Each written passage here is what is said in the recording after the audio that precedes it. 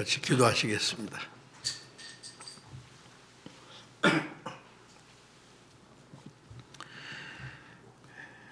우리를 사랑하시는 거룩하시고 자비로우신 우리 아버지 하나님,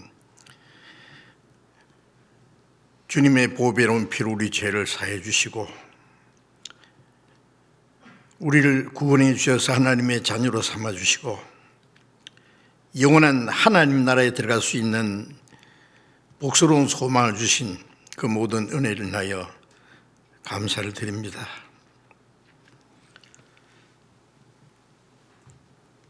수주간 동안에 우리가 이 코로나 전염병으로 인해서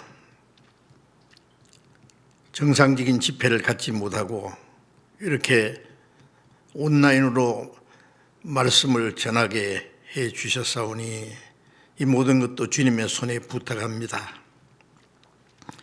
이 어려운 때에 이로 인해서 실족하는 사람이 없도록, 마음에 약해지고 뒤로 물러가는 사람이 없도록 주님 말씀과 자비로운 능력의 손길로 더욱 붙들어 주시고 더욱 주님을 의지하고 말씀 안에서 순종하는 생활을 할 수 있도록 붙들어 주옵소서. 특히 어려운 가운데 있는, 또 여러 가지 제약을 받아서 자유롭게 전도하지 못하는 모든 교회들 주님이 일일이 지켜주시고 더욱 자유롭게 복음을 전하고 신앙생활을 할 수 있는 주님께서 맡기신 거룩한 역사를 더욱 온전히 이룰 수 있도록, 이 모든 재난이 속히 끝날 수 있도록 주님 자비를 베풀어 주시옵소서. 이 시간에도 우리가 또 함께 말씀을 배울 수 있는 시간을 주사오니 감사합니다. 주님, 우리에게 때를 따라 주시고자 원하시는 말씀 이 시간도 허락해 주시고, 우리 모든 형제 자매들 어디에 있든지 더욱 주님을 의지하고 말씀을 사모하는 마음을 허락해 주시고, 말씀을 통해서 그리스도인들이 마땅히 어떻게 행할 일들을 더욱 가르쳐 주시옵소서. 주님 자비로운 능력의 손에 의지합니다. 이 시간 모두 주 성령님께 의지합니다. 특별히 병 중에 있는 형제 자매들, 곤란한 중에 있는 형제 자매들, 약한 중에 있는 모든 형제 자매들 더욱 말씀과 능력의 손으로 붙드시고 경고케 세워주시기를 간절히 주님께 의지하며 주 예수님 이름으로 기도드렸습니다. 아멘. 우리 성경 에베소서 2장을 찾겠습니다.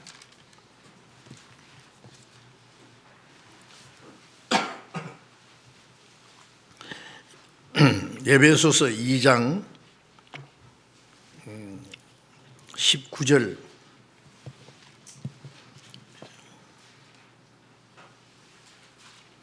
에베소서 2장 19절.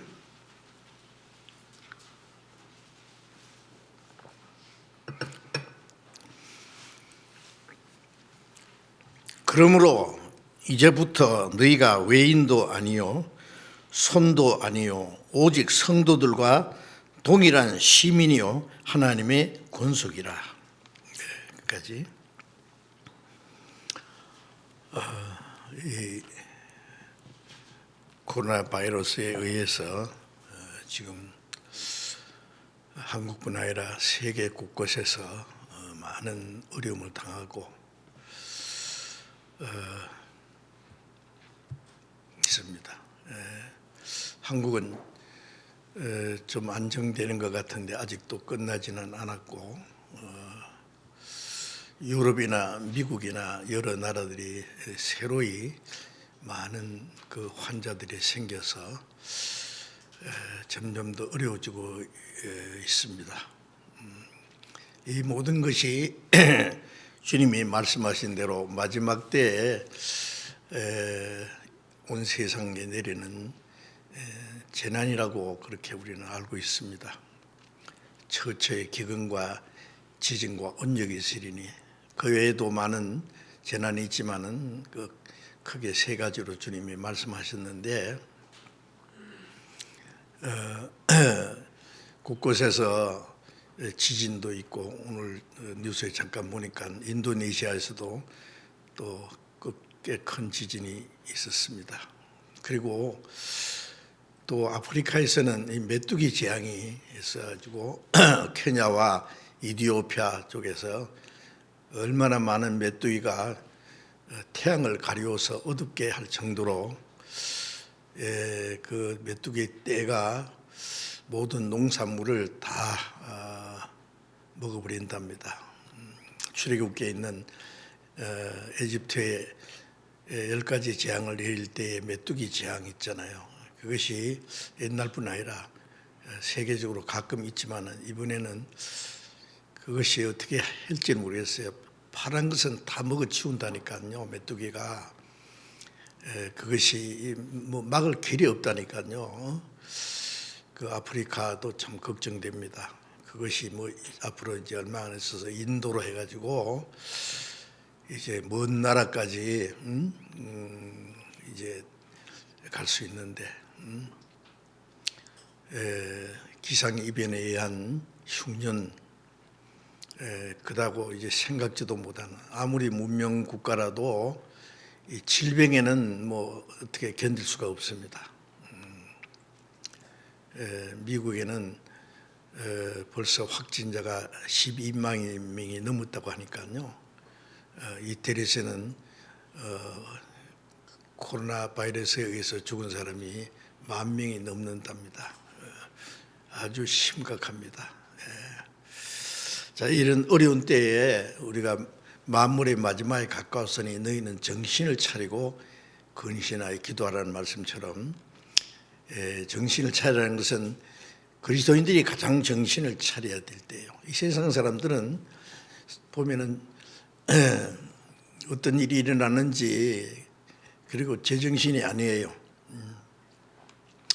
어려울수록 하나님께 나아가야 되는데 점점 하나님과 멀어지고 그런데 우리가 이 모든 걸 알고 있는 그리스도인들이 정말 정신을 차리고 근신하여 기도하라는 말씀처럼 근신이라는 건 깨어서 정상적인 생활을 할 것을 말하는데 이런 어려운 일이 있을수록 더욱 주님을 의지하고 더 간절히 기도하고 더욱 말씀을 사모해야 되겠습니다.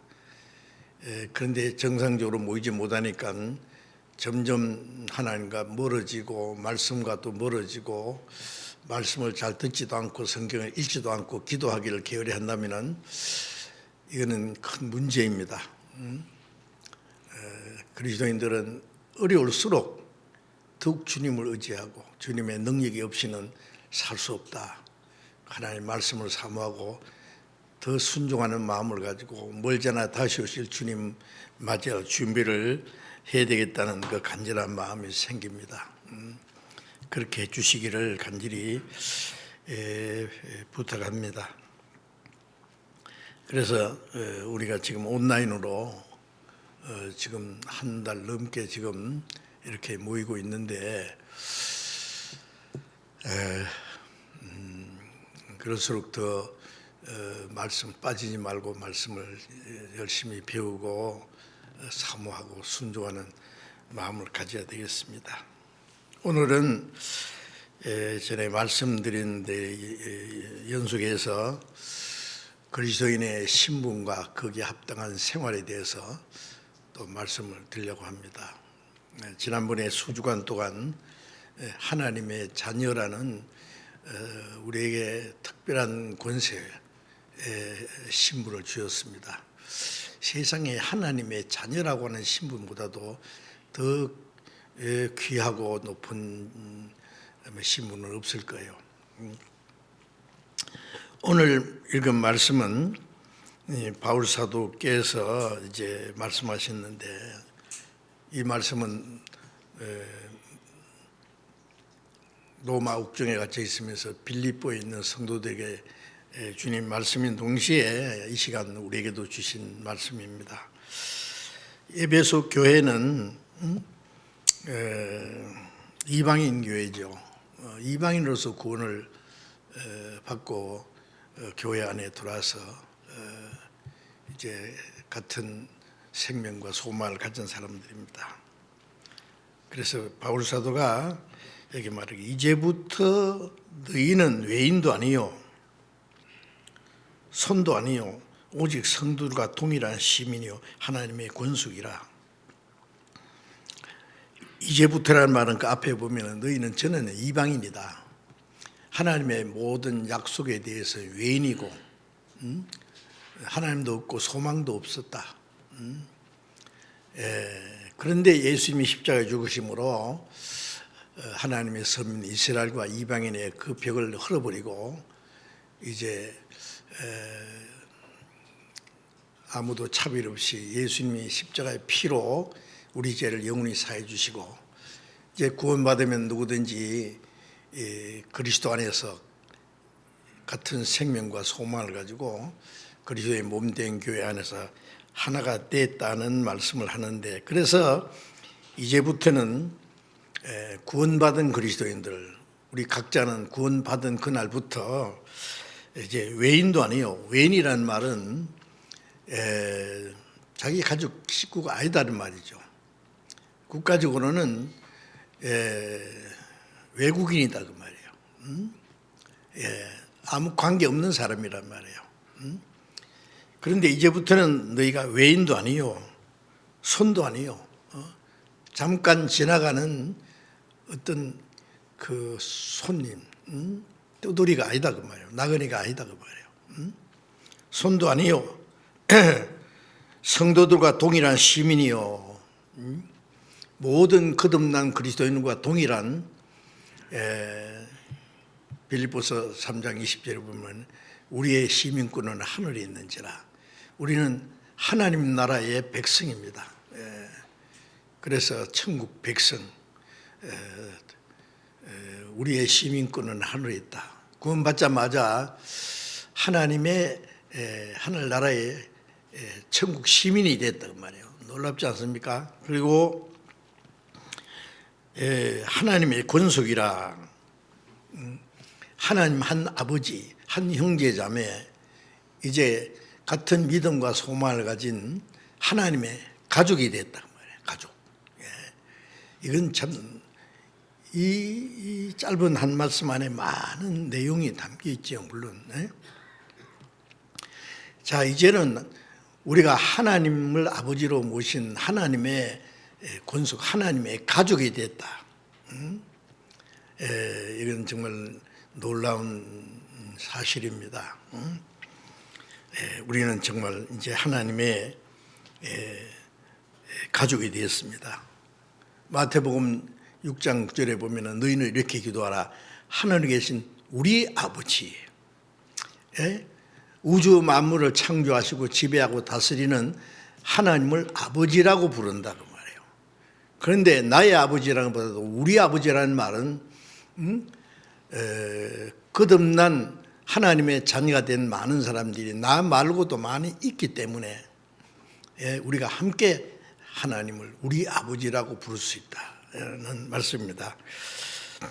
이제 그래서 함께 구원받고 같은 믿음과 소망을 가지고 같은 삶의 목적을 가지고 이제 살아가는 성도들이 이제 하나님의 가족이고, 이제 거듭난 성도들이 성령으로 연합한 인격적인 신령한 공동체를 교회라. 다른 말로 하나님의 가족이다 그랬어요. 그래서 이거는 정말 우리에게 있어서 놀라운 은혜입니다.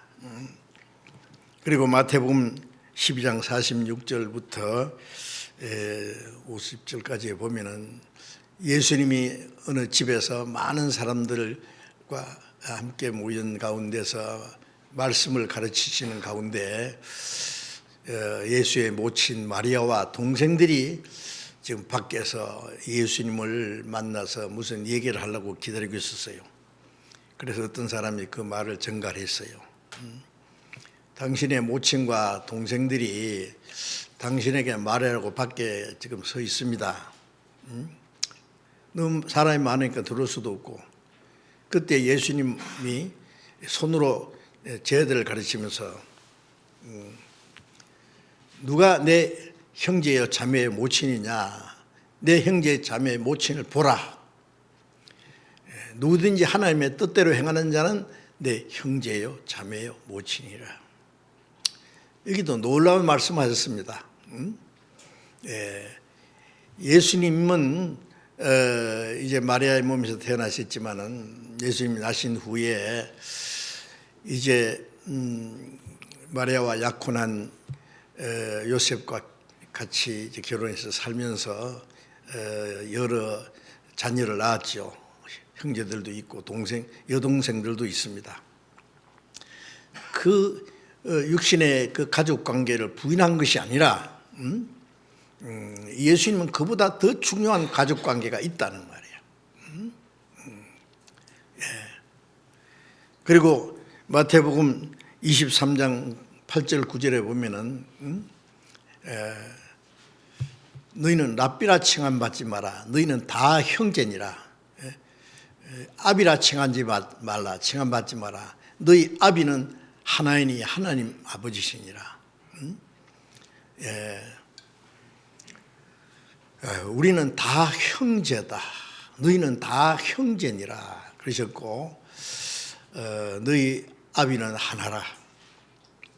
제가 전에 어떤 그 광주에서 좀 떨어진 특별한 사람들이 산속에 모이는 데 가서 설교해 달라서 한번 말씀을 전한 일이 있는데 그 사람들은 저 산속에서 이 속세를 벗어나서 믿음을 지킨다는 경금파더라고요. 그래가지고 믿음이 지켜진지 모르겠어요.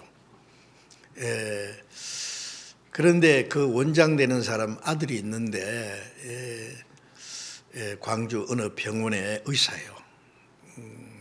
그 사람이 저를 만나가지고 그러더라고요. 자기 아버지를 한 번도 아버지라고 불러보지 못했대요. 왜? 아버지가 아버지라고 부르면 혼난대요. 땅에 있는 아비를 하지 말아야 되는데 왜 내가 아버지를 하냐? 이건 물론 잘못된 겁니다. 히브리서 12장에 보면 육신의 아버지가 너희를 징계하도 공경할 것 모든 영의 아버지께 더욱 복종하여 살지 않겠느냐. 육신의 아버지가 있고 영의 아버지가 있죠. 우리가 육신이 태어난 것에 땅에 육신의 시민권을 가지고 거듭난 사람 한나라의 시민을 가졌는데 그걸 구별해서 말씀하신 것이지 육신적인 관계를 부인하는 말씀은 아니죠. 누구든지 하나님의 뜻대로 행하는 자는 형제요 자매요 모친이라. 하나님의 뜻대로 행하는 것이 뭘까? 많은 사람들이 거기에 대해서 너무나 막연한 생각을 가진 것 같은데 요한복음 6장 40절에 있는 대로 내 아버지의 뜻은 이것이니 아들을 보고 믿는 자마다 영생을 얻는 것이다. 예수 그리스도로 말미암아 구원받는 것이 하나님의 뜻입니다.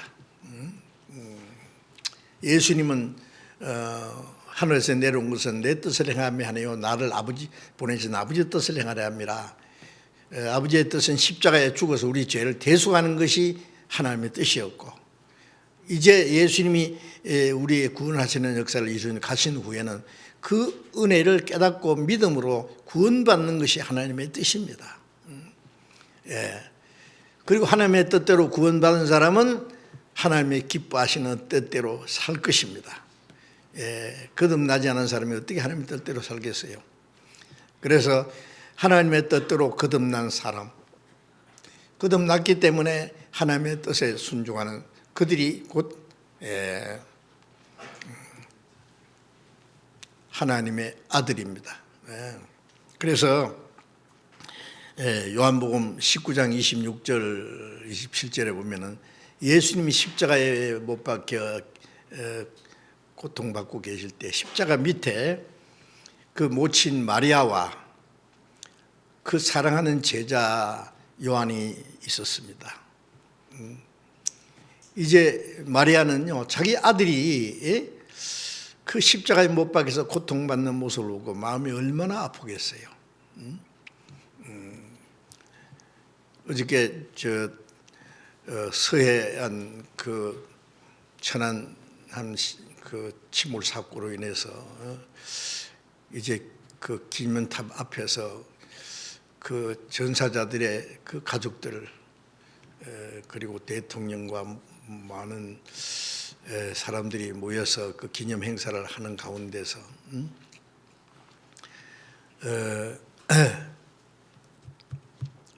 그 부모들이 계속 눈물을 흘리면서 우는 모습을 봤습니다. 자기 아들의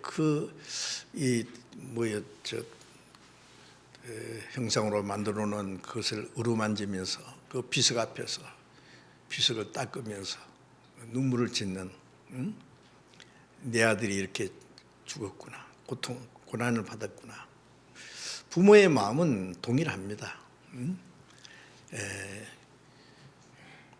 그 마리아가 십자가에서 예수님이 그 고통받으실 때 마음이 아주 찢어질 것 같은 거예요. 차라리 내가 대신 죽었으면 좋겠는데, 그런 마음도 있겠죠.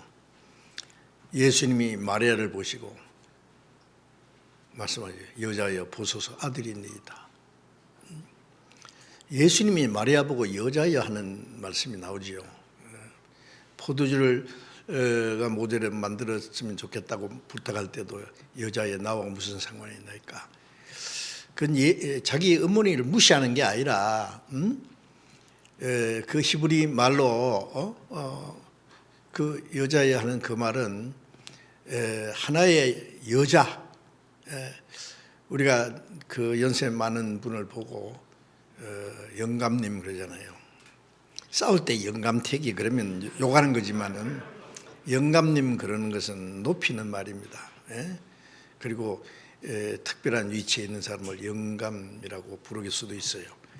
그런 의미에서 여자여 한 것이지 무시한 건 아닙니다. 다만 당신은 한 여자일 뿐이다 그 말이에요. 그것을 보면은 캐톨릭 신도들이 마리아를 아주 성모라고 해서 특별히 섬기는 것은 당치도 않은 겁니다.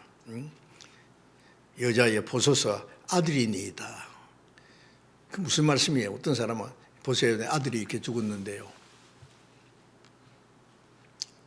그러나 괜찮잖아요. 그럼 위로하는 말이 아니고 여자여 나를 보고 왜 아들이라고 하느냐고 보래요. 옆에 보세요. 옆에 누가 있어요? 사도 요한이 있어요. 보소서 아들입니다.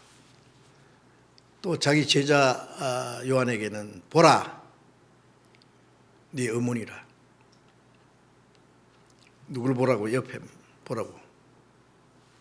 마리아. 그래서 요한이 그때부터 그 마리아를 자기 집에 모시니라 그랬어요. 예수님 동생들이 있는데 뭐 어머니가 걱정해서 특별히 제자에게 맡길 일이 있겠어요? 아무도 없고 그러면 몰라도 그것은 그런 뜻이 아니라 십자가 밑에서 새로운 가족 관계를 맺어주신 걸 말합니다. 우리는 구원받자마자 하나님이 나의 아버지십니다. 부활하신 예수님이 무덤을 찾아온 막달라 마리아에게 내 형제에게 가서 나의 아버지 있고 너의 아버지, 나의 하나님 있고 너의 하나님께로 올라간다라고 말씀하셨죠. 이제 독생자가 죽어서 많은 아들을 탄생시켰죠. 이제 많은 형제 중에 예수님은 맏아들이 됐고 구원받은 사람은 이제 하나님 아버지가 됐어요. 나의 아버지 같고 너의 아버지. 그러니까 내 형제들이다.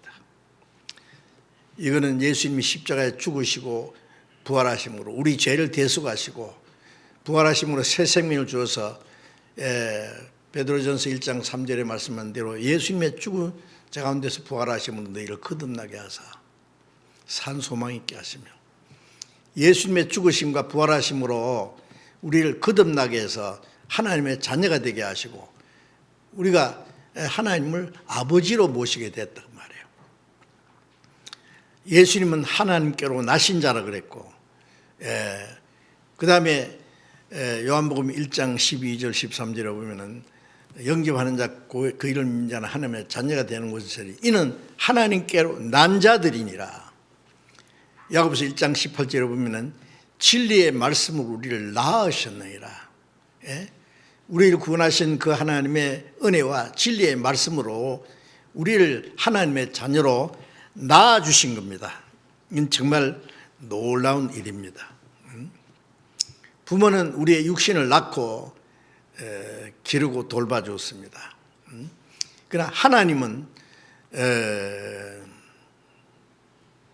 창조주십니다. 우리를 만드신 분입니다. 우리를 하나님의 형상대로 창조하신 분입니다.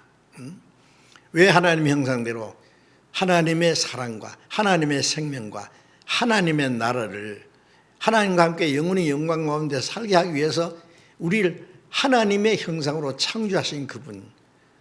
아담 안에서 죄를 짓고 타락했지만 하나님이 버리지 아니하시고 예수 그리스도로 말미암은 그 큰 은혜로 우리를 다시 구원하셔서 우리를 하나님의 자녀로 삼으셨습니다. 부모가 우리를 낳아주고 길러주고 아무리 도와줘도 우리를 창조하는 분은 아니에요. 우리 영혼을 위해서는 우리 부모는 아무것도 할 수 없는 겁니다. 우리에게 영원한 생명을 주신 분은 오직 하나님입니다. 그래서 모든 영의 아버지, 우리를 구원하신 영의 아버지, 그 하나님 안에서 우리는 함께 하나님의 자녀가 되고 하나님의 권속, 하나님의 가족이 되었습니다. 이 하나님의 가족이라는 너무 아름다운 관계입니다. 이거는 아주 절대적인 영원한 관계입니다. 이제 우리가 이 세상에 잠시 사는 동안에 같은 믿음과 같은 소망과 같은 삶의 목적을 가지고 이제 구원받은 형제들은 고락을 같이 하며 우밀을 같이 하며 같이 살아야 될 겁니다. 이제 우리는 잠시 후에 영원한 하나님 나라에 가서 영원히 하나님과 함께 같이 살 사람들입니다. 이게 얼마나 놀라운 일이 특별한 일입니까? 이것을 우리가 소홀히 생각해서는 안 됩니다. 우리가 하나님의 가족이라는 이 특별한 관계가 맺어졌어요. 요한복음 13장을 잠깐 또 보겠습니다. 요한복음 13장 34절.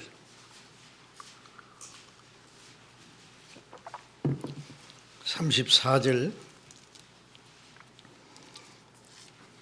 35절 읽겠습니다. 새 계명을 너희에게 주노니 서로 사랑하라. 내가 너희를 사랑한 같이 너희도 서로 사랑하라. 너희가 서로 사랑하면 이로써 모든 사람이 너희가 내 제자인 줄 알리라. 주님이 우리에게 주신 새 계명이라 했죠. 옛 계명은 십계명입니다. 십계명의 그 중요한 내용도 사랑입니다. 이로 하나님을 마음을 다해서 뜻을 다해서 목숨을 다해서 하나님을 사랑하고 이웃을 내 몸같이 사랑하라. 근데 그것이 모든 율법의 중심인데 그것을 진정한 의미에서 지킬 사람은 아무도 없어요. 예? 마음을 다해서 뜻을 다해서 힘을 다해서 목숨을 다해서 하나님을 사랑할 수 있는 사람이 있습니까? 이웃을 위해서, 이웃은 자기 말고 모든 사람이 이웃인데 이웃을 위해서 목숨을 버릴 수 있는 사람이 있겠습니까? 율법은 진정한 의미에서 행하라고 주신 게 아니라 행할 수 없는 사람에게 죄를 깨닫게 하는 거예요. 우리가 이미 그 모든 걸 범하는 죄가 있기 때문에 죄를 깨닫게 하는 말입니다. 죄를 깨닫게 해주는 이상 할 수 없어요. 세 계명은 하라는 게 아니라 내가 했다 그거예요. 어떻게? 내가 너희를 위하여 목숨을 버렸다. 하나님이 자기 독생자를 우리를 위해서 죽는 데까지 내어주셨다. 하셨다는 겁니다. 하나님은 마음을 다해서 목숨을 다해서 우리를 사랑하셨고 그 사랑하신 것을 사랑을 받았으니까 사랑을 실천하라는 말이죠. 그게 세 계명이죠. 세 계명을 주노니 서로 사랑하라. 내가 너희를 사랑한 같이 서로 사랑하라. 자, 이것이 세 계명입니다. 여기 서로 사랑이라는 것은 하나님의 사랑을 받은 사람들끼리입니다. 우리가 구원 안 받은 사람을 사랑해야 되지만은 그것은 서로 사랑이 아닙니다. 그건 일방적인 불쌍히 여기는 사랑이고, 여기서 말하는 사랑은 하나님의 사랑을 입은 사람들, 이 서로 사랑할 것을 말씀한 거죠. 그게 세 계명입니다. 너희가 서로 사랑하면은 모든 사람이 너희가 내 제자인 줄 알리라. 우리가 서로 사랑하는 것은 우리가 구원받은 하나님의 자녀라는 증거고, 우리가 그리스도의 제자라는 증거입니다. 모든 사람이 그걸 안다는, 그걸 보는 사람들이 그걸 깨닫자마자 저 사람들 정말 하나님의 자녀구나, 그리스도의 제자구나, 그렇게만 말하는 게 아니라 그들도 그 이유를 알고 싶고 하고 믿게 될 거라는 말씀입니다. 이제 그래서 이 구원받은 사람들은 이제 하나님의 자녀로서의, 한 가족으로서의 해야 될 중대한 일이 있는데 사랑하는 겁니다. 가족 관계는 정말 아름다운 관계입니다. 낳아주신 부모, 한 부모 밑에서 태어난 형제 자매, 그 가족 관계는 정말 생명으로 맺어진, 사랑으로 맺어진 관계지요. 아름다운 관계입니다. 그 가족 관계는 아름다운 관계일 뿐이 아니라 거기에는 책임이 있고 의무가 있어요. 부모는 자식을 위해서 해야 될 일이 있습니다. 쉽지 않습니다. 짐승들도 새끼를 낳으면 기르는데 보면은요, 그 새끼를 위해서 예미가 죽기까지 합니다. 그 쉬운 일이 아닙니다. 그렇죠? 기르기 위해서. 짐승도 그 수컷이나 암컷이 자기 새끼를 기르기 위해서 하는 거 보면 눈물 겹도록 정말 특별합니다. 사람의 사랑은 그보다 더 귀하지요. 이제 구원받은 하나님의 자녀는 그보다 더 중대한 책임이 있고 의무가 있습니다. 그것이 뭐냐? 사랑해야 되는 겁니다. 말로만은 아니라 그 사랑이라는 거기에는 많은 의미가 담겨 있죠. 한 가지로 거기는 수고와 희생이 있습니다. 사랑의 수고, 사랑의 희생. 요한복음 17장 23절에 보면 아버지께서 나를 사랑하신 같이 너희도 사랑하였은즉, 하나님 아버지께서 자기 독생자를 사랑하신 것처럼 우리를 사랑하셨습니다. 이건 정말 놀랍지 않습니까? 하나님이 자기 독생자를 얼마나 사랑해요. 예수님이 침례받고 물에서 올라오실 때 이는 내 사랑하는 아들이요 기뻐하는 자라. 맞습니다. 그러나 그것은 새삼스럽게 말할 필요 없어요. 그런데 예수 그리스도 안에서 구원받은 사람은 동일하게 자기 독생자를 사랑하신 것처럼 우리도 똑같이 사랑했습니다. 아버지께서 나를 사랑하신 것처럼. 나도 너희를 사랑했으니 나의 사랑 안에 거하라.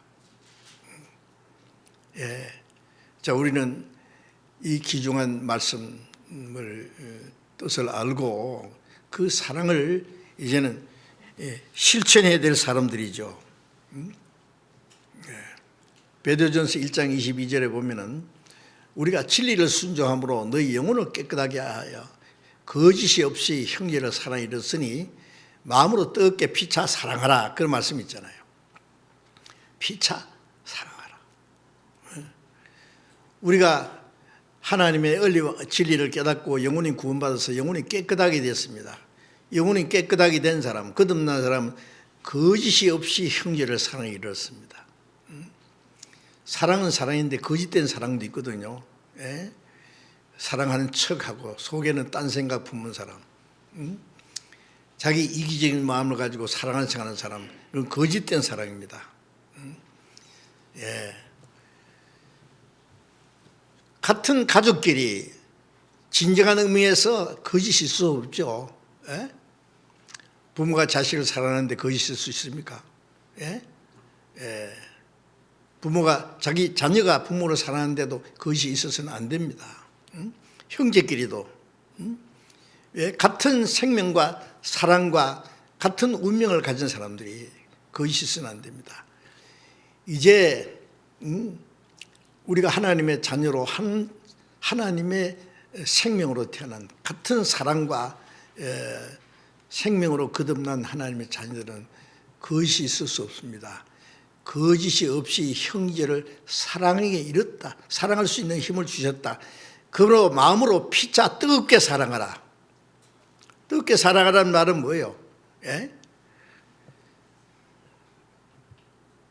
사랑을 실천하는 말이죠. 예. 사랑이 식어질 수도 있어요. 사랑은 변질될 수도 있어요. 에베소 교회에게 책망은 너희가 처음 사랑을 버렸다. 처음에 성령으로 시작했다가 육체로 마치는 것처럼 예? 하나님을 사랑하는 거짓이 없는 사랑에서 거짓된 사랑으로 신령한 사랑에서 육신적인 사랑으로 이제 변질될 수도 있다 그 말이에요. 그 순수한 사랑을 우리 지키고 생활 속에 지켜나가야 됩니다. 요한일서 3장 16절에 그가 우리를 위하여 목숨 버리셨으니 이로써 우리가 사랑을 알고 우리도 형제를 위하여 목숨을 버리는 것이 마땅하니라. 주님이 우리 같은 죄인을 위해서 목숨을 버려서 구원하셨으니 이로써 우리가 사랑을 알고 하나님 우리 사랑하는 사랑을 알고 믿었잖아요. 사랑을 알고 이 사랑을 받은 사람은 어떻게 되냐? 형제를 위하여 주님이 우리를 위해서 목숨 버린 것처럼 우리도 형제를 위해 목숨 버리는 걸 마땅하니라.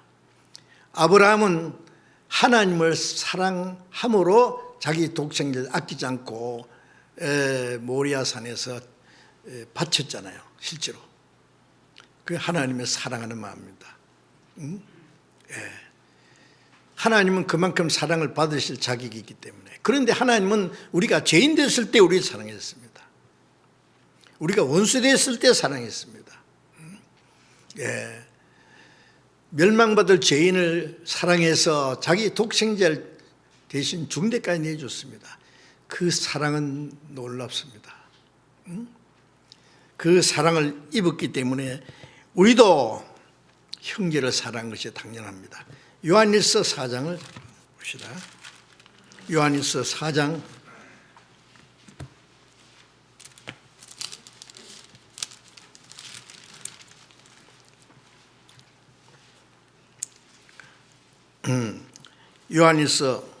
10절 보겠습니다. 10절부터 12절까지 제가 읽겠습니다. 10절부터 12절까지를 같이 읽읍시다.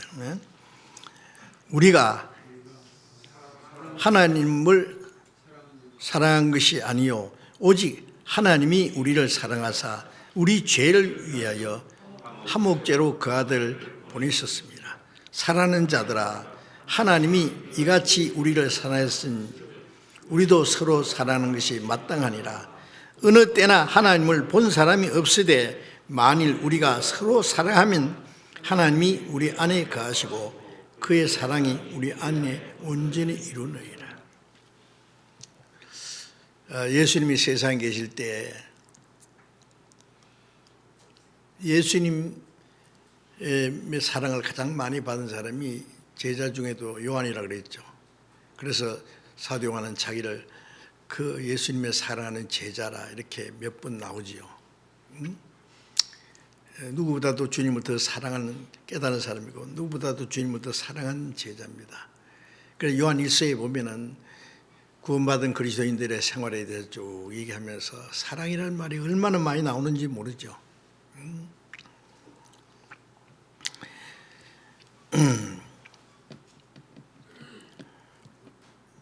우리가 하나님을 사랑하는 것이 아니라 하나님이 뭔지 우리를 사랑하셨다. 우리가 죄인 됐을 때, 악한 행실로 원수가 됐을 때 하나님 우리를 사랑해서 우리 죄를 위하여 화목제로 그 아들을 보냈습니다. 화목제는 원수된 것을 이제 화목시키는 그 십자가에서 그 피로 화목을 이루었습니다. 사랑하는 자들아, 하나님이 이같이 우리를 사랑하셨은즉 우리도 서로 사랑하는 것이 마땅하니라. 하나님이 이같이 우리를 사랑했으니 우리가 하나님을 사랑하는 게 마땅하다. 하나님을 사랑하기 때문에 형제를 사랑하는 것이 마땅합니다. 마땅하다는 것은 당연하다는 말이에요. 부모가 자기가 낳은 자식을 사랑하는 건 당연하죠. 자기를 낳아주고 길러준 부모를 사랑하는 건 당연한 일입니다. 그리고 한 부모 밑에 태어난 그 형제들이 서로 우애하고 사랑하는 건 마땅한 일입니다. 마땅한 일이라는 것은 그 안 하면은 마땅치 않은 겁니다. 닭이 꽃게가 우는 것은 그건 당연한 거예요. 마땅한 거예요. 그런데 닭이 만일 멍멍 그러면 그건 이상한 거예요. 그거 돌림변이죠. 우리는 이 서로 사랑하는 것은 특별한 게 아니라 너무 자연스러운 겁니다. 너무 당연한 것입니다. 그렇게 하지 않은 것은 정말 잘못된 겁니다. 어느 때나 하나님을 본 사람이 없으되 만일 우리가 서로 사랑하면 하나님이 우리 안에 거하시고 그의 사랑이 우리 안에 온전히 이루느니라. 아무도 하나님 본 사람이 없지만 하나님 어디 계시냐? 서로 사랑하는 자들 가운데 계십니다. 우리가 서로 사랑하면 하나님이 그 가운데 거하시고 하나님은 사랑이기 때문에 사랑하는 자들 가운데 하나님이 거하시고 서로 사랑하는 가운데 하나님의 사랑이 점점 더 온전히 이루어집니다. 사랑은 사랑해야 가치가 있는 거예요. 자기 마음에만 가만히 묻어두고요 있으면은 부뚜막 소금도 음식에 집어넣어야 짠데 그 쓰지 않으면 아무 소용도 없잖아요. 사랑은 실천해야 됩니다.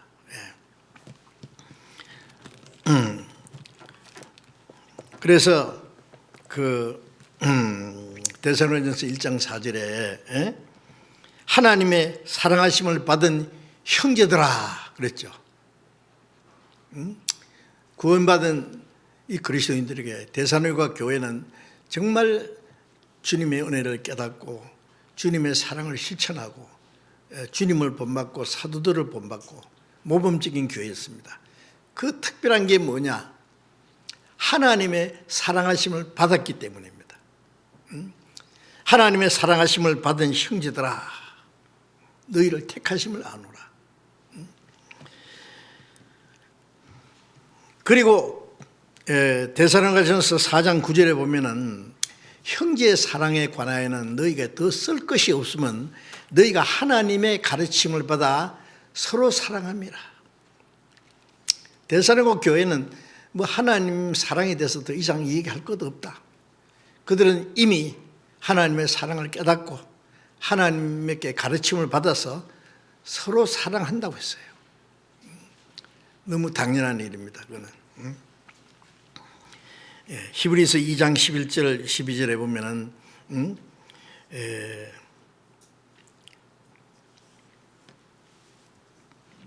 거룩하게 하시는 자와 거룩하게 함을 입은 자들이 다 하나에서 난지라.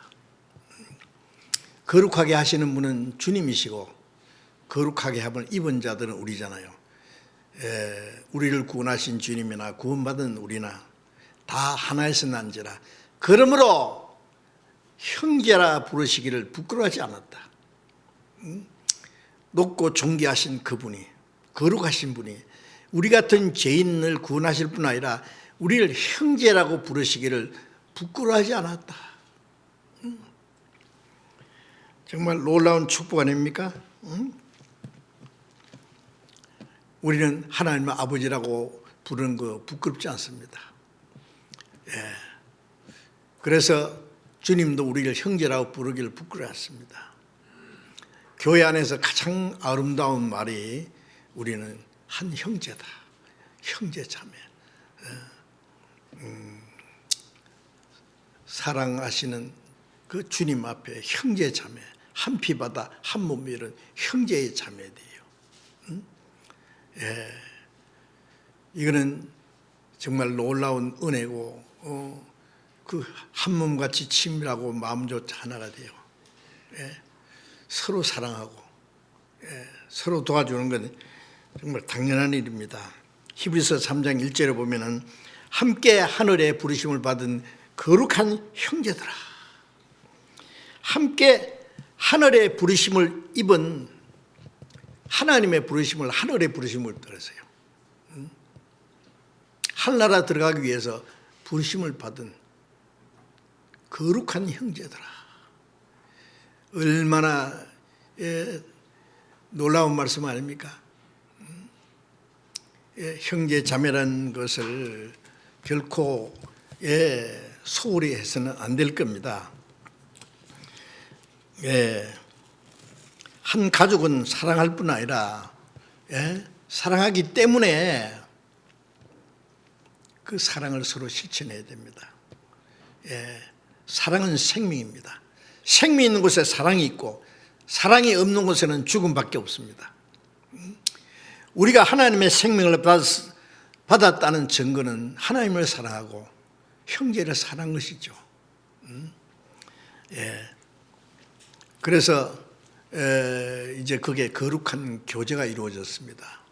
태어나자마자 낳아준 부모와의 교제, 한 부모 밑에서 태어난 그 형제 자매끼리의 그 아주 끈끈한 그 정이 연결되어 있습니다. 사랑입니다. 그걸 다른 말로는 교제라고 하죠. 교제. 그래서 요한일서 1장 3절 4절에 보면은 내가 이것을 쓴 것은 너희로 우리와 사귐이 있게 하려 합니다. 우리의 사귐은 아버지와 그 아들 예수 그리스도와 함께 합니다. 사귐, 교제, 사랑 같은 말입니다. 서로 사랑하는 것이 교제입니다. 사랑이 없으면서 교제한다. 다 쓸데없는 소리죠. 우리의 사귐은 인간적인 사귐이 아니라 우리를 구원하신 하나님 아버지와 예수 그리스도와 또 구원받은 형제 자매와 함께하는 거룩한 교제입니다.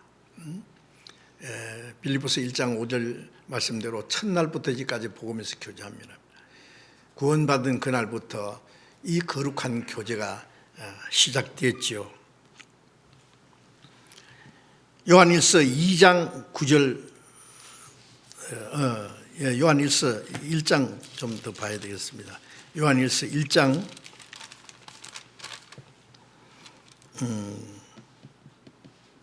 4절 봅니다. 4절 5절을 보겠습니다.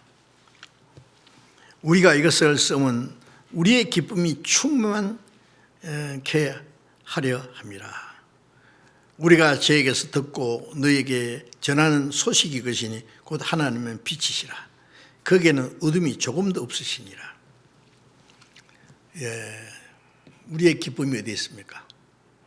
세상 사람들은 세상의 물질적인 거, 육체적인 거, 세상 헛된 것에 기쁨을 구하려고 하지만 우리는 하나님이 우리를 구원해 주신 그 구원받은 말할 수 없는 영광스러운 즐거움이 있고 또 뭐가 있습니까? 하나님과 예수 그리스도와 구원받은 성도들이 교제하는 그 안에 기쁨이 있습니다. 기쁨이 있어요. 돈이 있고 명예가 있고 이 세상에 온갖 것이 다 있다고 할지라도 사랑하는 가족이 없다면 그 사람의 진정한 기쁨과 행복이 있을 수가 없어요. 그렇죠?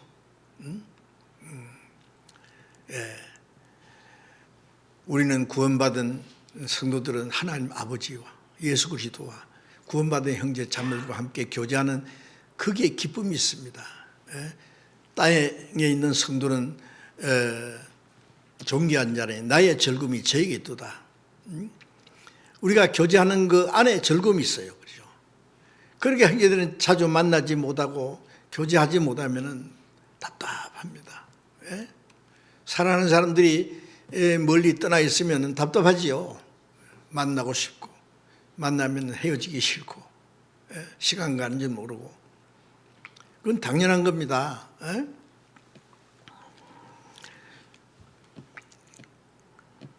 우리가 저에게서 주님께 듣고 너에게 전하는 소식이 이것이니 곧 하나님의 빛이라 거기에는 어둠이 조금도 없으니라.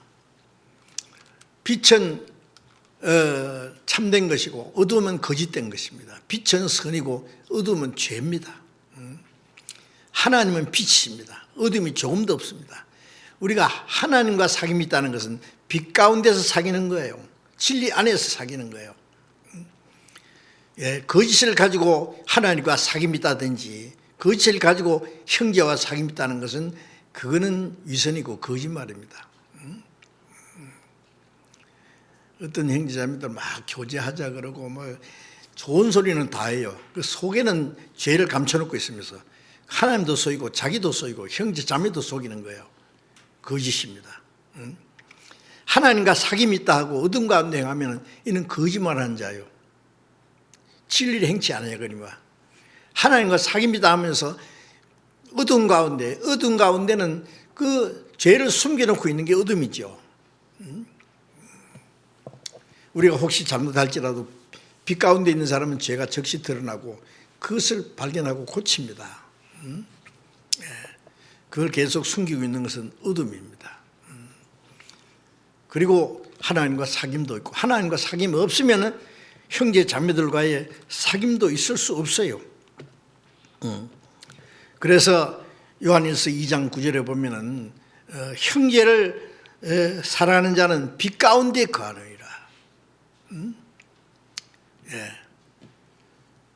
하나님 사랑하고 형제 자매를 사랑하는 사람은 진정한 의미에서 빛 가운데 거하는 사람입니다. 빛 가운데 거하는. 빛 가운데서의 교제입니다. 우리는. 이 세상 사람들은 자기 가족끼리도 거짓을 숨겨놓고 뭐 그런 대로 한평생 살아가는 사람도 있어요. 그 진정한 사랑이 아니죠. 친구들끼리도 친구를 진정으로 사랑하지 않고도 이용해 먹으려고 하는 사람, 친구에게 배신당해서 가지고요 괴로운 사람들 제가 만나봤거든요. 구원받은 사람 속에도요. 구원받았다고 하면서도 형제 자매를 속이는 사람이 있어요. 배신자입니다. 하나님도 배신하고 형제 자매도 배신하는 거예요. 어둠 가운데 행하는 겁니다. 사랑에는 거짓이 있을 수 없습니다. 요한일서 3장 14절 보겠습니다. 14절 15절 또 같이 읽읍시다. 우리가 형제를 사랑함으로 사망에서 옮겨 생명으로 들어간 줄을 알거니와 사랑치 아니하는 자는 사망에 거하느니라. 그 형제를 미워하는 자마다 살인하는 자니 살인하는 자마다 영생이 그 속에 거하지 아니하는 줄 너희가 아는 바라. 우리가 형제를 사랑함으로 사망에서 옮겨 생명으로 들어간 줄 알거니와 내 말을 듣고 나를 믿는 자는 영생을 얻고 심판을 이지 않으니 사망의 생명에 옮기는 하나님의 은혜를 깨닫고 믿음으로 사망으로 생명을 옮겼지만은 사망에서 생명을 옮긴 증거가 있어야 돼요. 그건 형제를 사랑하는 겁니다. 형제를 사랑함으로 사망에서 생명으로 들어간 줄 알거니와 그 증거다 그 말이에요. 구원받았다는 증거다. 근데 저는 구원받았다고 하면서도 형제를 사랑하는 마음도 없고 진정한 사랑이 없는 사람 보면은 사랑치 않은 자는 사망에 거하느니라 그랬잖아요. 생명이 있는데 어떻게 사랑 안 할 수 있어요? 생명이 있다는 증거는 사랑입니다. 형제를 미워하는 자는 살인하는 자다 그랬어요. 영생이 그 속에 거하지 않은 줄로 이가 아느니라. 구원받았다고 하면서 형제를 미워하는 것, 미워하는 자체가 살인인데요. 만일 형제를 미워하는 마음이 있다면, 형제자매를 미워하는 마음이 있다면 자기 믿음이 뭔가 잘못됐는지 살펴봐야 됩니다. 회개해야 됩니다. 자, 그래서 요한일서 3장 16절부터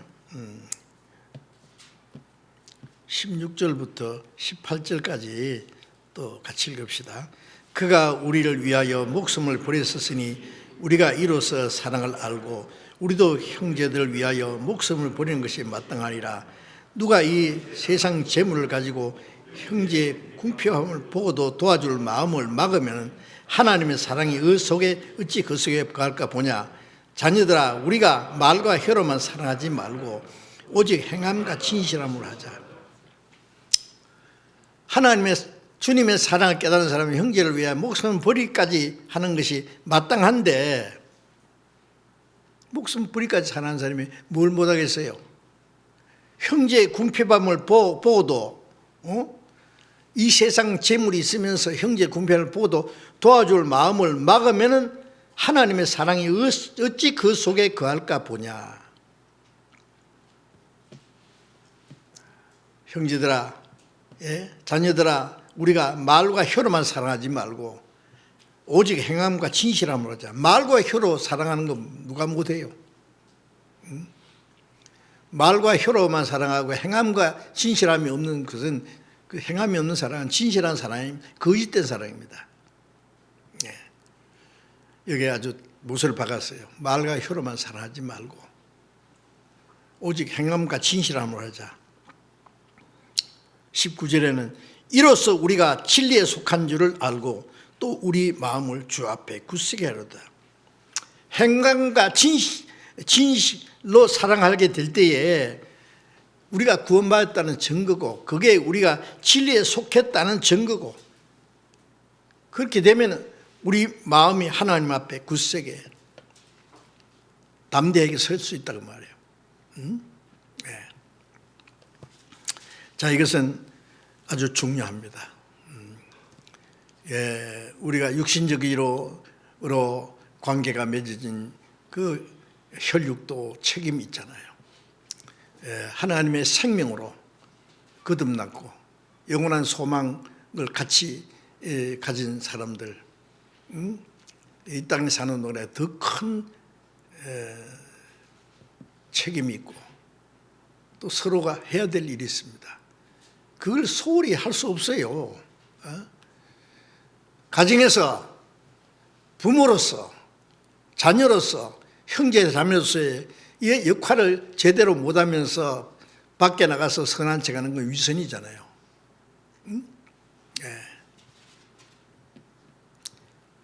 가족이라는 건 그건 간단한 문제가 아닙니다. 생명으로 연결된 그건 책임이 있고, 각자 그 해야 될 일이 있어요. 하나님의 자녀로 함께 거듭난 형제 자매들은 더 큰 책임이 있습니다. 아무 생각 없이 그냥 덜렁덜렁 교회 와서 그냥 찬송 몇 마디 하고 설교 감상하고, 그리고 또 아무 생각 없이 헤어지고, 형제 자매들이 어떻게 사는지 마음에 아무런 관심도 없고, 그게 무슨 신앙생활이냐고요.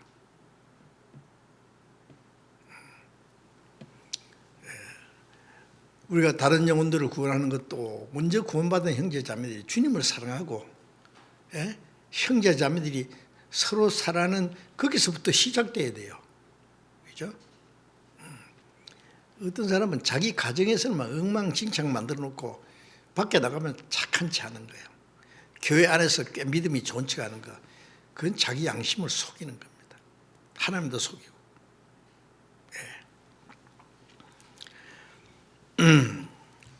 야고보서 2장 15절 16절에 보면은 누가 너희 중에 누가 헐벗고 일용할 양식이 없는데 더웁게 하라, 배부르게 하라 하고 쓸 것을 주지 아니하면은, 그 몸에 쓸 것을 주지 아니하면은 무슨 유익이 있으리요? 더웁게 하라, 배부르게 하라. 그리고 쓸 걸 주지 않으면 무슨 유익이 있느냐고요. 왜? 말로 되느냐고요. 자, 우리는 행함과 진실함으로 해야 됩니다. 잠언 17장 17절 보면은 형제는 위급한 데까지 위하여 있느니라 그랬어요. 낳느니라.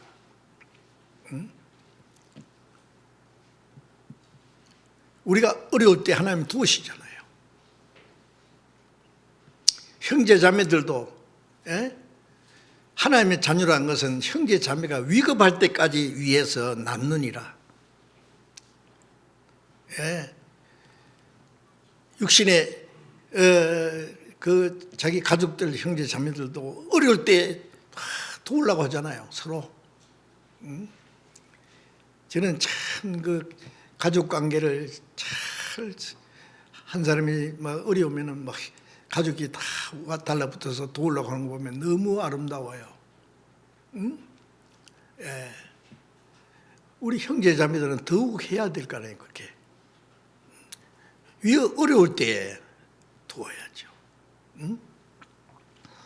그래서 갈라디아 6장 10절에 너희가 기회 있는 대로 모든 착한 일을 하되 더욱 믿음의 가정들에게 할지니라. 기회가 뭐예요? 할 수 있을 때. 기회가 어느 기회예요? 형제 자매들이 어려울 때. 그때가 기회입니다. 그리고 내가 도울 힘이 있을 때.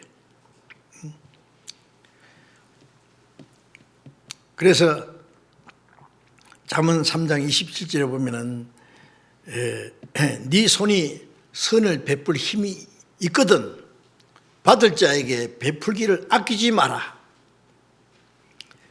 내 손에 도울 힘이 있으면은 마땅히 받을 자에게 아끼지 마라 그랬어요. 그 기회 지나면은 도울 필요도 없고 기회도 없어요. 하나님은 잘 아십니다. 그래서 잠언 19장 17절에 보면은 가난한 자를 불쌍히 여기는 것은 하나님께 꾀는 것이요, 꾸이는 것이요, 하나님의 그 선행을 갚아주시리라. 마태복음 25장 40절에 보면은 이 지극히 작은 형제에게 하나에게 한 것이 곧 내게 한 것이라고 했잖아요. 특별히 형제 자매들이 어려운 가난 가운데 있을 때에 그 돕는 것은 하나님께 꾸이는 것이다. 빌려드리는 거예요. 하나님은 자기에게 빚진 자를 반드시 몇 배로 갚아주는 분입니다.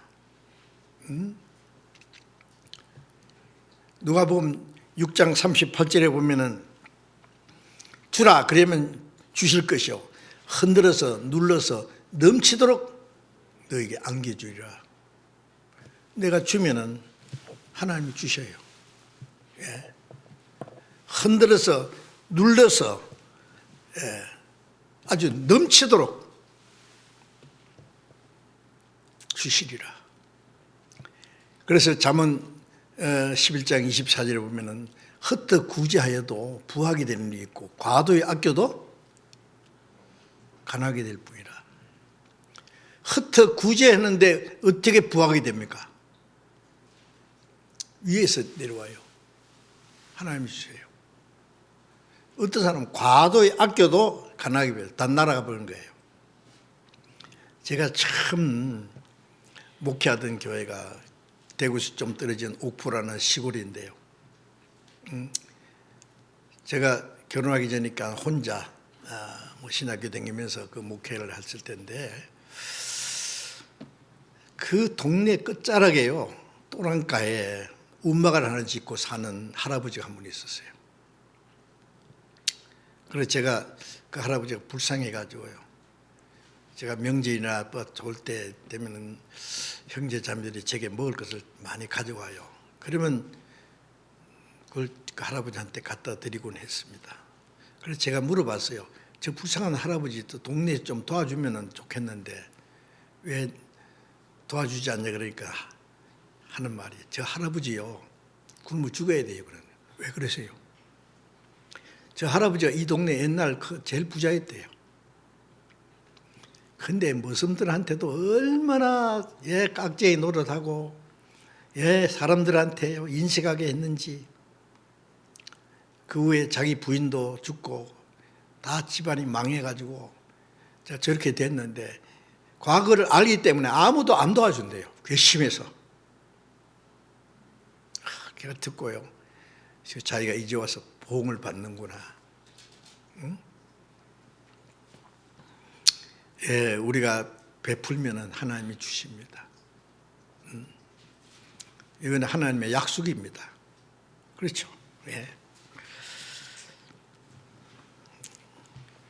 그래서 잠언 28장 27절에 보면은 가난한 자를 구제하는 자는 궁핍하지 아니하려니와 그랬어요. 가난한 자를 불쌍히 여기는 자는 가난하게 되지 않는단 말이에요. 주님이 도와주십니다. 이건 하나님이 정하신 법칙이에요. 그리고 잠언 14장 21절에는 빈곤한 자를 불쌍히 여기는 자는 복이 있으리라. 복이 있느니라. 궁핍한 자를 불쌍히 여기는 자는 복이 있으리라.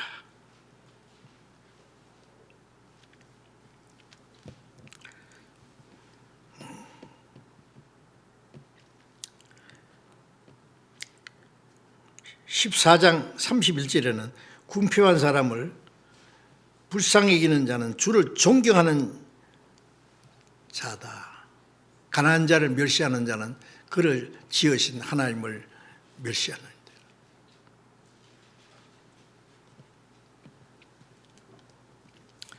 욥이 그 많은 재산 다 없어지고 10남매가 다 죽고 온몸에 병이 들어서 기와장으로 그 자기 비참한 몸을 덕덕 끓고 있는데 멀리 있던 세 친구가 그 말을 듣고 와서 3일 동안 하도 기가 막혀서 말도 못하고 있다가 말을 하는 것이 야 욥이여 들으라. 사람은 죄가 없이 망한 사람 봤느냐. 네가 필긴 무슨 죄가 있어서 망했겠지. 그 친구들은 욥의 상처를 만져주지도 않고 위로하는 말도 없고 상처를 더 아프게 꼬집어주는 말만 하고 그래서 욥이 말하기를 너희는 쓸데없는 의원이다. 아니 의사가 왔으면은 위로해주고 고쳐줘야 되는데 아픈 상처를 더 아프게 만들어주는 거예요. 너희는 다 번뇌케 하는 아니자구나. 아니자는 아니인데 번뇌케 하는 자도 있어요. 아니자. 그렇게 말하면서 욥기 6장 15절에 보면은 욥이 말하기를 나의 형제는 내게 성실치 아니함이 시냇물이 마름 같고 개울의 잦음 같도다. 내게는 아무런 도움도 되지 못하고 더 내 마음을 괴롭기만 한다고요. 예? 내게 아무런 성실치 않다. 시냇물이 말라붙었고 개울이 잦아 들어가서 끝났어요, 물이. 이 따뜻한 말이라도 해주고 위로해주고 어려울 때 도와주기도 하고 해야 되는데, 디모데전서 5장 8절에 보면은 자기 가족, 특히 자기 친척을 돌아보지 않는 자는 믿음을 배반한 자요 불신자보다 더 악한 자니라, 그런 말씀이 있죠. 자기 가족을 돌아보지 않는 사람 있잖아요. 어떤 사람은 가장이라는 사람이 아무리 책임도 없고 노름이나 하고 술이나 품마시고, 구원받은 사람이 그런 사람이 있을 수 없죠. 그 정도는 아니더라도 자기 가족을 돌아보지 않는 사람 있죠. 자기 부모도 돌아보지 않고 형제 자매도 돌아볼 마음 없고, 오직 자기 어떻게 잘 먹고 잘 살까 오로지, 그 사람은 뭐라 하겠습니까? 믿음을 배반한 자라 그랬어요. 불신자보다 악하니라 그랬어요. 네? 악을 행하는 것도 죄지만은 선을 행할 줄 알고도 행치 않는 것도 죄잖아요. 자, 우리는 육신의 가족도 돌아보아야 될 책임이 있지만은 우리는 영원한 생명을 받은 하나님의 가족이에요. 서로 돌아보아야 될 책임이 있어요. 그걸 하지 않으면 그것이 죄가 된다는 말씀입니다. 자, 이제 우리는 이런 모든 것을 생각해서, 우리는 하나님의 권속이라는 그 말이 간단한 말이 아니죠. 아주 중요한 문제가 있습니다. 그래서 데살로니가전서 5장 14절에 규모 없는 자를 권계하며 마음이 약한 자를 도와주며, 마음이 약한 자를 안위하고 힘없는 자들 붙들어 주라. 교회 안에서 규모 없는 자는 뭐냐면 일도 안 하고, 게으르고, 일하기 싫거든 먹지 말아야 하는데 일도 안 할 뿐 아니라 일을 만드는 자들이 있다 그랬죠. 그 규모 없는 자들입니다. 교회 안에 그런 자들이 있다 그랬어요. 데살로니가 교회 성도들이 그렇게 열심히 신앙생활하는데 그런 사람들이 있었어요. 규모 없는 자를 권계한다는 건 권하고 책망하고 가르치고 올바로 세워주라고 말해요. 마음이 약한 자를 안위하고 위로해주고 힘없는 자를 붙들어주라. 교회 안에 이런저런 사람이 있습니다. 마음이 약한 사람도 있고 힘없는 자들 붙들어줘야 됩니다. 히브리서 10장 24절에 보면은 서로 돌아보아 사랑과 선행을 격려하라고, 그날이 가까울수록 더욱 그리하라. 서로 돌아봐 사랑과 선행을 격려하라고 했습니다. 그래서 요한복음 3장 6절에 육으로 난 것은 육이요 성령으로 난 건 영이니, 사람들이 그래요. 피는 물보다 진하다. 그렇죠. 당연히 진하죠. 속일 수 없어요. 성령과 하나님의 생명으로 거듭난 그 생명은 육신보다도 훨씬 더 귀중합니다.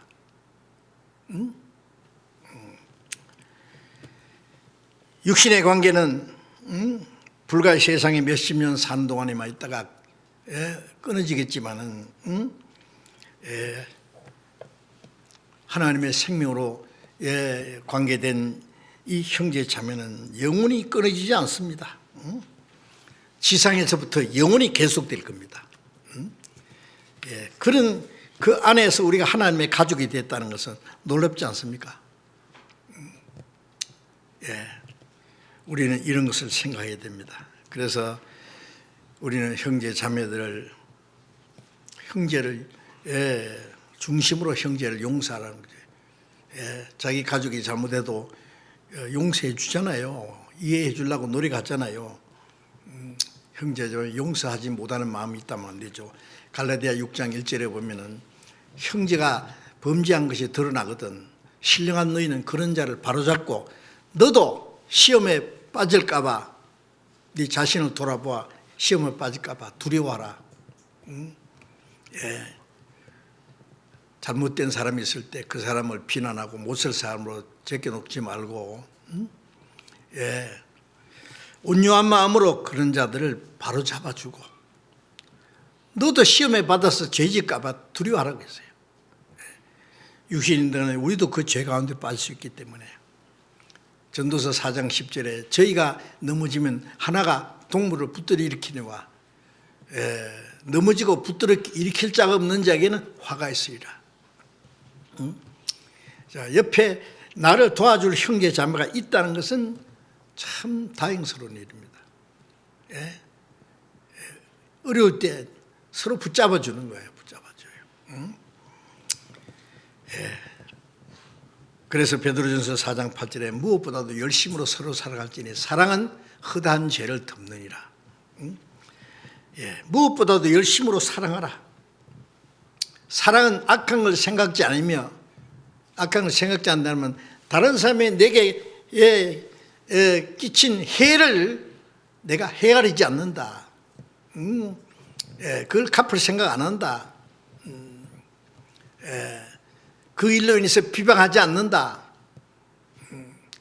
생각지 않는다. 잊어버린다 그 말이에요. 유대인들은 600만 명 학살을 당한 것에 대해서 뭐라고 말합니까? Forgive, but not forget. 용서한다. 그러나 잊지 않는다. 잊지 않는다는 것은 용서 못하겠다는 말이에요. 그렇죠? 우리는 용서하면 잊어버려야 돼요. 하나님은 우리 죄를 다시 기억지 않는다고 말씀하십니다.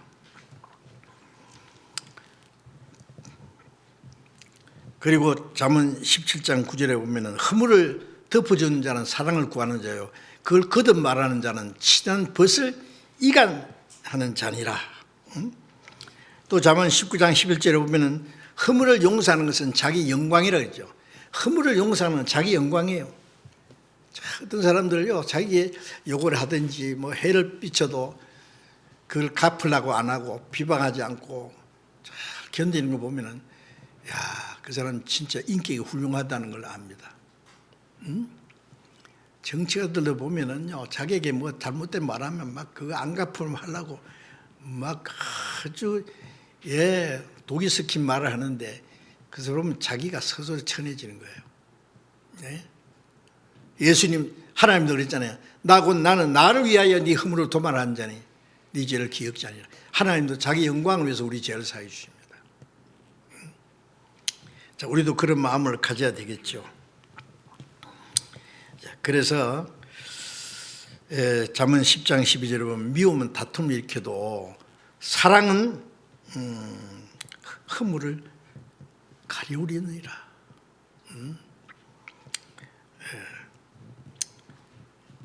그래서 야고보서 4장 11절에 형제들아 피차에 비방하지 마라. 5장 9절에는 형제들아 서로 원망하지 마라. 서로 비방하지 말고 원망하지 말겠습니다. 자, 우리 육신의 이 관계는 불과 몇십 년 언젠가 자기 생명이 끝나면 더 이상 사랑할 수 없어요. 그러니까 육신의 관계도 있는 동안에 사랑해야 됩니다. 도와줘야 됩니다. 부모를 사랑하고 자식도 사랑하고 형제 자매가 서로 해야 될 일도 하고. 그런데 우리 그리스도인들은 육신의 가족보다 더 귀한 신령한 가족이 있다는 거 잊지 말아야 됩니다. 하나님의 거룩한 사랑과 영원한 생명으로 맺어진 그 영원한 가족들을 더욱 귀중히 여기고 그 가족 관계를 잘 지키고 뜨겁게 사랑해야 됩니다. 믿음, 소망, 사랑 이 세 가지는 항상 있을 것인데 그 중에 제일은 사랑이라. 믿음도 주님 앞에 가면 끝나고 소망도 주님 앞에 가면 더 이상 필요 없어요. 그러나 사랑은 주님 앞에 가서도 영원히 계속될 겁니다. 이 사랑을 받았고 우리는 그 사랑을 실천해야 됩니다. 어떻게? 구원받은 형제 자매들이 정말 뜨겁게 미지근하게 사랑하지 말고 뜨겁게 서로 사랑해야 된다는 말씀 생각하고 우리는 하나님의 권속이라고 하는 이 거룩한 관계를 우리는 잊지 말고 잠시도 잊지 말고 그걸 우리 생활 속에 지켜나가야 되겠습니다. 기도하겠습니다. 자비로우신 우리 아버지 하나님, 하나님을 멀리 떠나 죄 가운데 행하던 저희들, 악한 행실로 하나님과 원수가 되었던 저희들을 불쌍히 여기시고 사랑하셔서 우리 죄를 대속해 주시고 아무 공로 없이 구원해 주신 주님, 그 크신 은혜 감사합니다. 그 놀라운 하나님의 사랑과 생명으로 이제 맺어진 거룩한 형제 자매들, 하나님 아버지를 모신 하나님의 가족들, 정말 이 땅에 사는 동안에도 서로 사랑하며 서로 붙들어주고 남은 생에 주님 앞에 선 날까지 형제 자매로서의 마땅히 해야 될 일 다 감당하게 해주시고 이 어려울 때에 더욱 믿음이 약한 자를 붙들어주고 도와주고 한 사람도 실족함이 없도록 우리가 마땅히 할 일을 다 할 수 있도록 도와주시옵소서. 멀잖아 다시 오시는 주님 영광 앞에 부끄러울 것이 없이 설 수 있도록 인도해 주시옵소서. 모든 것 주님께만 의지하오며 주 예수님 이름으로 기도드렸습니다. 아멘.